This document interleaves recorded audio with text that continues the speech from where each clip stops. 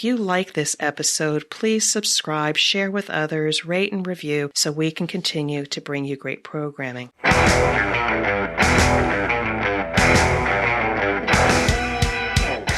is The Thing About Cars, a podcast for car enthusiasts and the people who love them.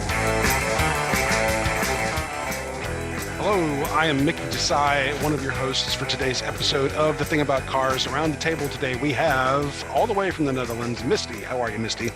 Better, much better. Better? Yes. Things were bad? I had the Rona. Oh. And now I'm much better, and I'm back to work, and I'm not contemplating sewing underwear for the cats.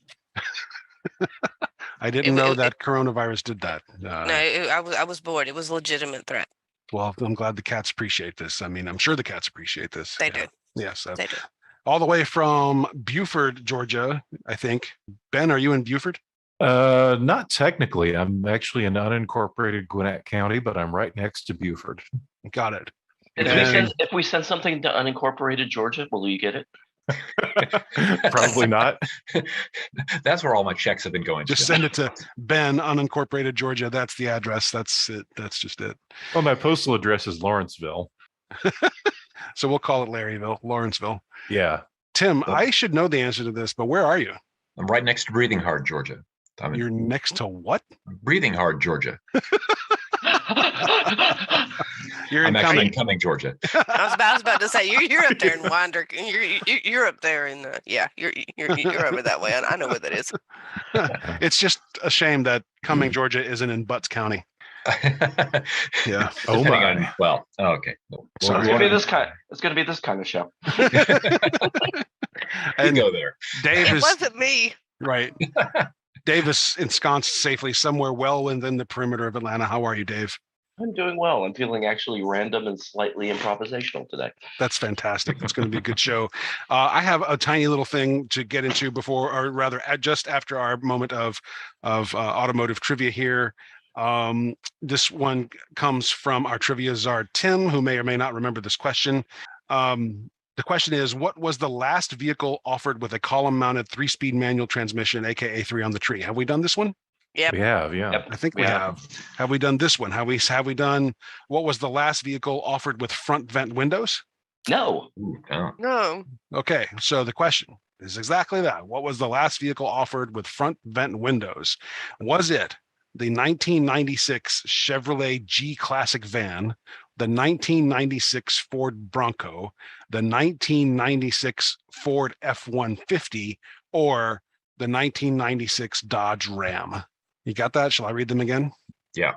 And read them again. To clarify, for those who don't remember what a front vent window is, that's when instead of having your window copying the outline of your door side, it actually has a square window section that rolls up and down, then a triangular part in front that would flap in and out. Yeah, it's also sometimes called the no draft or the pixie ears. Exactly.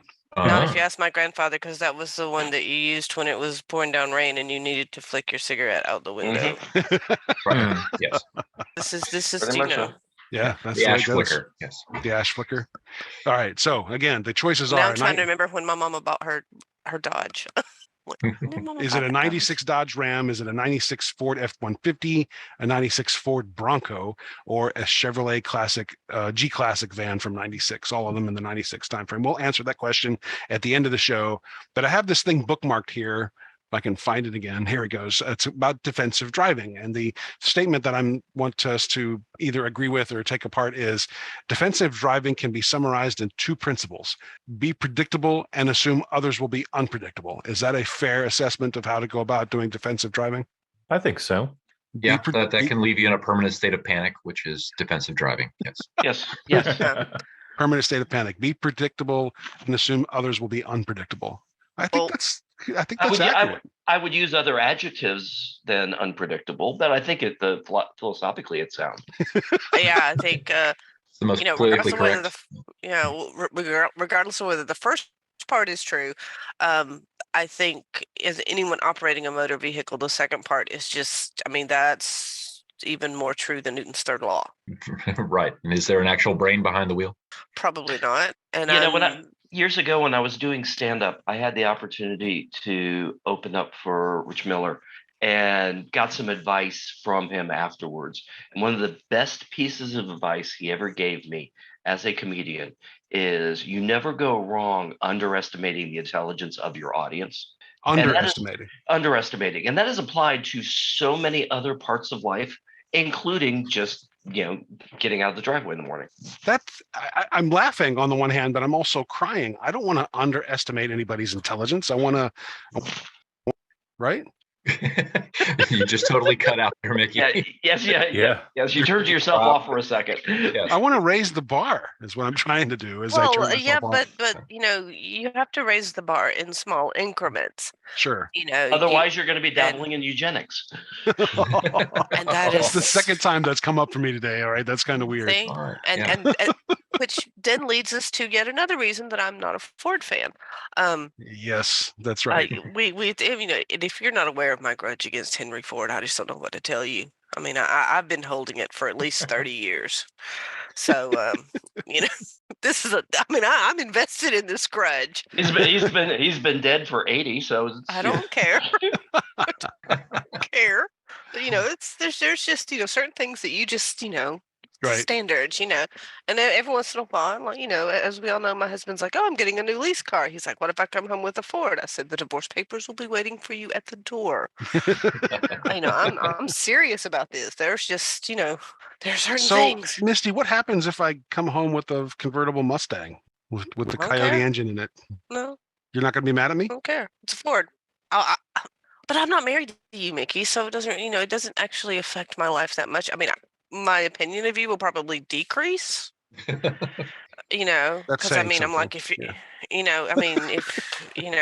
if you're going to get an American muscle car, it needs to be, it needs to be a Camaro, or it needs to be no, don't make it a Vet. No. All right. So this is a good segue to talk about this meme that Tim shared in our little Facebook chat group for us, our behind the scenes group, which is this meme's 2 years away from becoming a reality. Tim, can you describe that meme to us? Boy, it's a picture of Exhibit from the Pimp My Ride TV show. Yes, the famed rapper Exhibit. Yep. Yes. And it would be him saying, yo, dog, I heard you like chargers, so I built you a charger that needs a charger so you can keep a charger in your charger.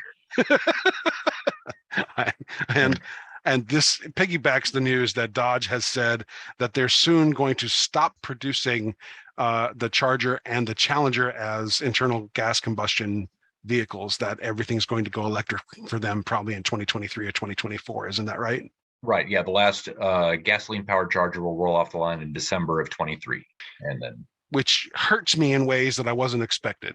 Right. And I don't know why I feel so abandoned by the notion that I won't be able to just go out and buy a new, screaming muscle machine that runs on gas. I don't know why I'm hung up on this. Yeah. Well, I mean, it is, the wave of the future.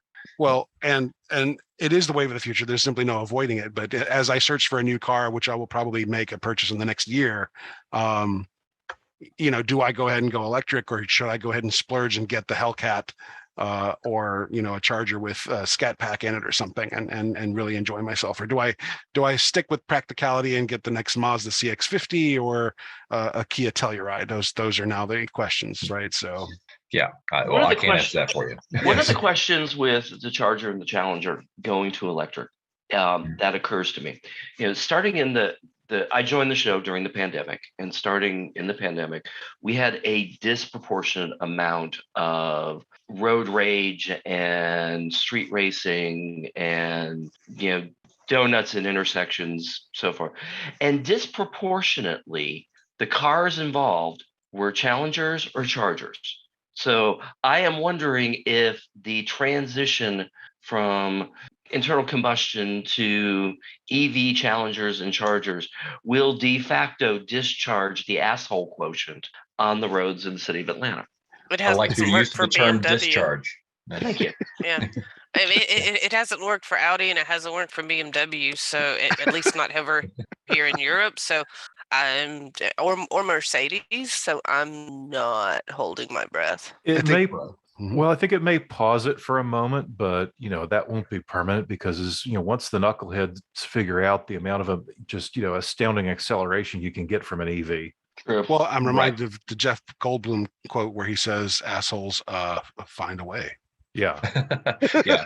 Well, there, just like on the current Charger, there are multiple trim levels where the base model is going to have a 400 volt system, and then the Banshee, which will replace the Hellcat, will have an 800 volt. And the just to ease the transition from gasoline to electric, they are.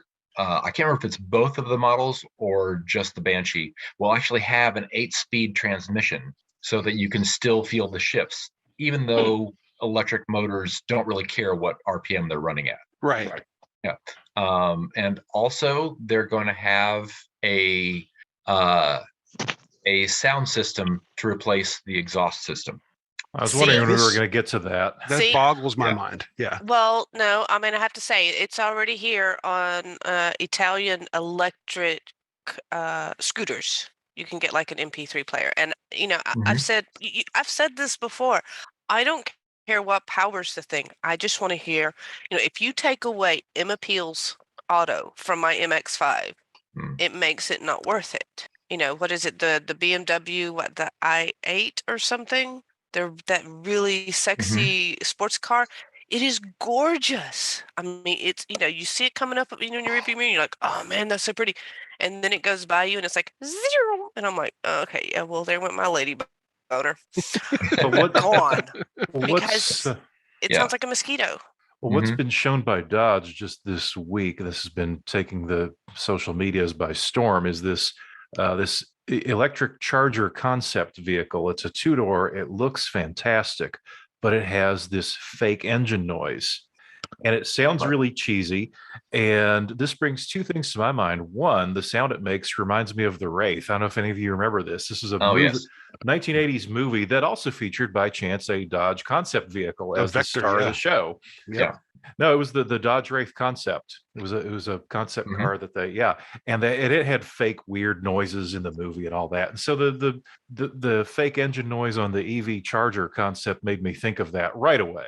Right. Of course, And- the other right, super cheesy. And the other thing it made me think of is, okay, if this is going to be a race to the bottom for cheesy fake engine sounds on EVs. So I wish they'd never let that out of the bag. I can see what's going to be coming down is that's part of what you hack into on the ECU, or maybe they'll even offer a port so you can upload your own exhaust note to be played at 126 decibels is what they're saying that the system will be capable of. But yeah, if you can, I can only wait for someone to load in the sound of the Jetsons car. I think a good Thank you. compromise. All A good right. compromise would be Love play it. Yeah, I was Dave. thinking like the aria from Tosca. There. I was thinking Samuel Jackson. Get out of the way! One other good compromise for fake engine noise is play it inside the car instead of outside. Yeah, that might be good. Right. You See, can I just mean, live in your yeah. old delusional realm of your engine Right. noise. Exactly. Yeah, well, I mean, exactly.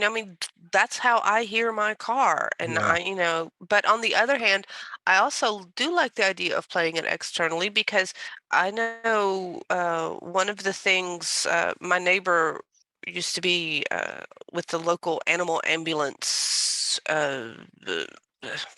English word, please, thing. Veterinarian something. No, it was a charity. In Dutch, it's called a stichting. So it was like a volunteer thing, and it was kind of associated with our version of the Humane Society. I see. And she said, one of the things she said was that as there started to be more electric or hybrid vehicles in town, we did start seeing more animals being hit, and not just necessarily dogs and cats, but also, wildlife. And because our neighborhood has like 3 ponds, like all the swans would come to be rehabilitated in our neighborhood, which was kind of cool. So I think it's not just necessarily an aesthetic, but I think there's also a safety, but I'm also coming from the fact that I've been a passenger on street motorcycles since first grade. And I've firmly subscribe to loud pipes save lives. We're going to have to fight on that. Right. Okay, save none of that. it upsets the listener so much that they want to kill you. Well, I mean, I'm sorry. There's Save it. a, Save it. We'll save the pipes argument for another day when we do the thing about motorcycles. I'm sorry, Misty. I and you may have an ally and me on that one. I'm not sure yet, but we can pick sides and have this little toe-to-toe moment on loud pipes later. It's not just motorcycles. I mean, it's motor vehicles. I mean, I was in the middle of town, a year and a half ago, whatever, last time I was in the middle of town, and I happened to be in a mostly pedestrian area, which allows like store owners and stuff to park their car. Mm-hmm. And guy had a Prius there, and I was like, "Are you moving or not?" Because if he had been actually getting ready to move, I would have heard him. Right. I could see an option coming up on cars of, to your point, of alerting wildlife in your area that you're moving through the area, that you have it tunable for the most vulnerable species in your area. So you're driving through the mountains and you set it to the deer setting. You're by the lake, you set it to the geese and other waterfowl setting. In the Netherlands, you have to put it on distracted teenager on a bicycle setting. Right. Again, the lowest common denominator, a pursuit for the lowest common denominators. That's what this is what it's all becoming. A lot of combustion engine vehicles these days are very quiet too, though. In fact, as far back as 1988, I was almost run over by one. And I admit I was young and stupid and not paying attention and didn't look twice before trying to cross the street. So that's partly on me. But I didn't hear a damn thing until I heard the tires go when the guy stomped on his brakes when I stepped out into the street. Well, that's just a boring car. Well, it was a Ford Escort. Back to our original point. pursuit here. So should I get the souped up Charger or the Challenger? Should I get the Palisade or the Telluride or the Mazda? I mean, what should I do in light of this news that our beloved gas burning engines are going away? Aside from that, is there a logistical reason for you to have the boring car? Okay, here's the thing. Like in my family, when my son was young and we were still in the United States, I had the family car and my husband had the quote unquote sports car. And now it's switched because now it's for like his mom and things like that. And that's where we take on vacation. Right.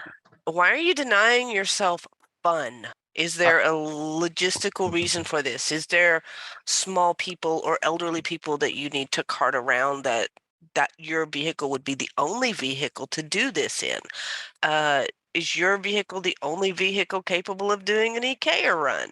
If not, screw it. Have fun. Mickey, you only live once. But you know what? Solid advice, Misty. With one of those, I can think there are multiple choices here that would satisfy that. In fact, since you mentioned the Charger, that one actually is pretty practical, other than the fact that with a V8, it's going to suck fuel like a fiend and you'll pay a lot of insurance. Mm-hmm. But it's a roomy vehicle. It's a four-door car, and Mickey and I are about the same height.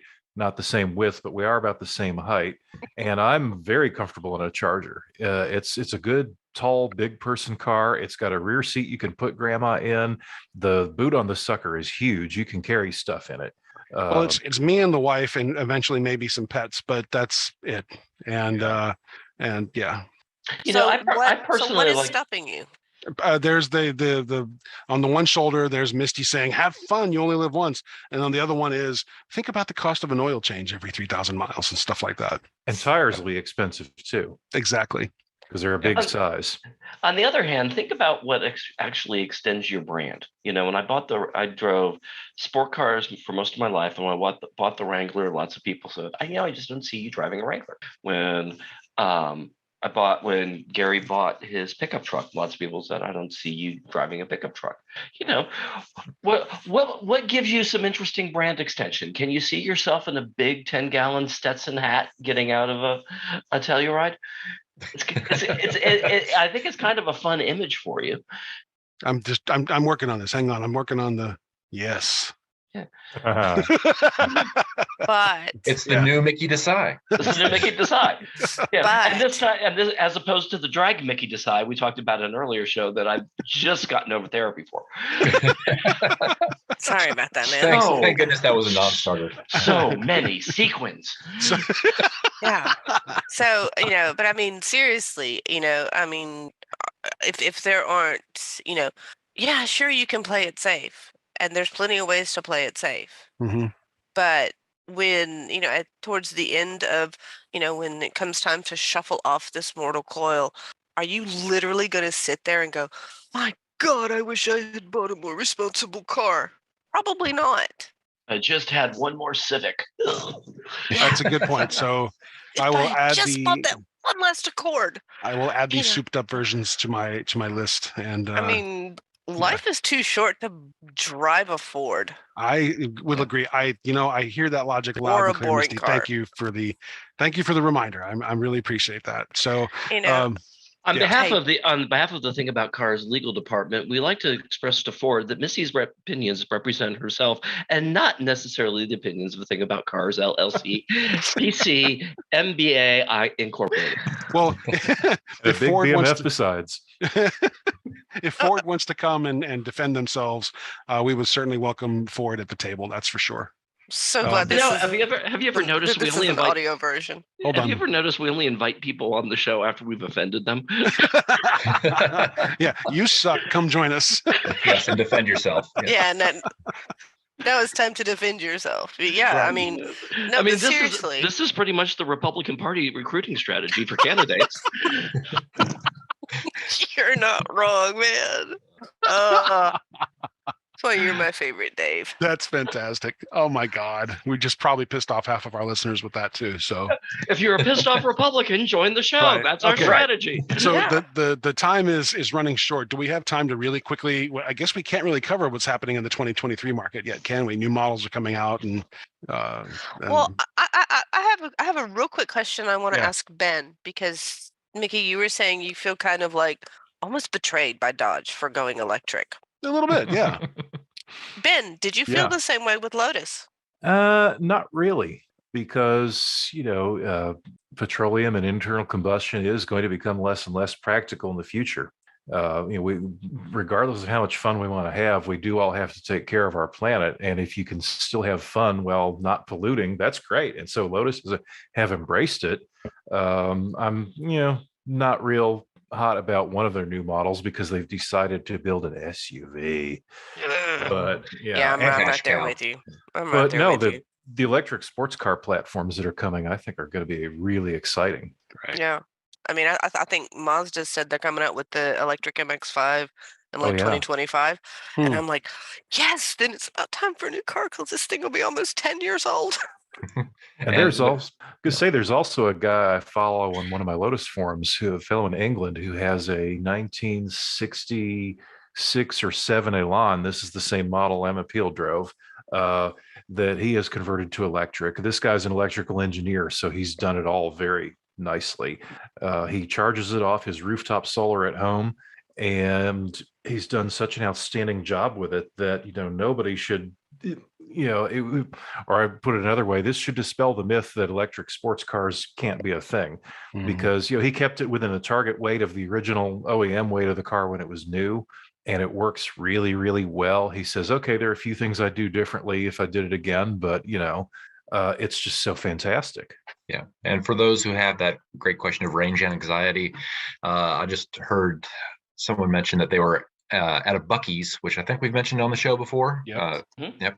And they noticed that there were 60 gas pumps, and then now there's 18 charging stations at the Buc-ee's they were at, and it was somewhere in South Carolina. Yeah. And so you got time to plug in, let it charge, and go peruse all the fine beef jerky selections and whatnot at your local Buc-ee's. It's beef jerky time. All right. Yeah, and I'm starting to notice, especially on the Shell stations here on the highway, they have the I think they call it FastNet or something. It's the fast charging stations, and we're talking like double-digit charging stations. We're just waiting kind of for it to roll out, through the rest of Europe. So, it's enough time to, grab a cup of coffee, stretch your legs a little bit, laugh at the people eating brown bread and cheese sandwiches, because that's what we do. Grab a packet of stroopwafels. Yeah, which reminds me, I have to go buy stroopwafels because on the 2nd we're heading to Valencia, Yeah. and I have a third party at my job that that their office is in Valencia, and I'm like, hey, we'll meet up for lunch. I need to take stroopwafels. I think, when my husband went to Sofia, he took like 6 packs of stroopwafels. That's too funny. International contraband. All right. Yeah. So our guests, next time we record, a week from today, they are Jay Grossman and David Marks. Jay runs a firm called iAuto Agent. He helps people broker cars and buy new cars and used cars, and apparently saves them quite a bit of money in the process. So we'll be talking to those guys. They were a lot of fun. I appeared on their show, and it was just a raucously good time. So I'm looking forward to doing that recording with them. We were supposed to see Tony Lewin today. I'm going to try to reschedule with him, and we can discuss that book he wrote called Author of the BMW Century, which looks like a really cool volume. I handed it over to Ben last night. Yeah. And we'll get Ben's reactions to it when we finally get to talk to Tony. So that's coming up. And then a fellow named Michael Zarnock has created a Hot Wheels coloring book, and it looks really cool. So Mr. Zarnock is going to join us on September 4th for that recording. And I'm still working on a few other guests while we're at it. So that'd be a good episode for us to have the rescheduled Hot Wheels Matchbox knockdown drag out fight that we've talked about. I love it. We need to do that for sure. Absolutely. So thanks, everybody. Thanks to our listening audience, as always, for joining us. If you have ideas for future episodes, please, just drop us a line. And Misty's giving us, in fact, we have trivia. Thank you. Is that what the T is for? Everyone's laughing like Mickey is like losing his mind again. Well, it's like time out for trivia. Yeah, that's a different symbol. Mickey losing his mind again is. It's like, right. So the question was, what was the last vehicle offered with front vent windows? Was it, and all of these are 96s, was it a 96 Chevrolet G Classic van? Was it a 96 Ford F-150, that is? Was it a 96 Dodge Ram or a 96 Ford Bronco? Misty, you want to go first? I'm going to say the Dodge Ram, because I've seen my mom bought a Dodge Ram 250 somewhere in that area. Ben, what do you think? I think off. I'm sorry. I think the Dodge as well. The Dodge, Dave? I'm torn between. I think it's the Bronco, but I'm also wondering if this is a trick question and it's all 4 of them. Tim, what do you think? I think it's the Chevy van. Dave's the one who got it. It is, in fact, all 4 of them. Oh, it's nice. a trick question. All of the above. Smokers Mourn front vent windows ceased to exist following the 1996 model year. The Chevrolet G Classic van, Ford Bronco, and F-150 and Dodge Ram van all give the feature one final showing before ditching it for the 97 model year, and that was the end of the vent window. So good job, you guys. Good job, Dave, on getting all of the above. And here's where I get to officially say thanks for listening to the show. We will see you with another episode in about a week. Take care, everybody. Bye now. See ya. Bye, y'all. Thank you for listening. This has been The Thing About Cars. We'll see you on the road.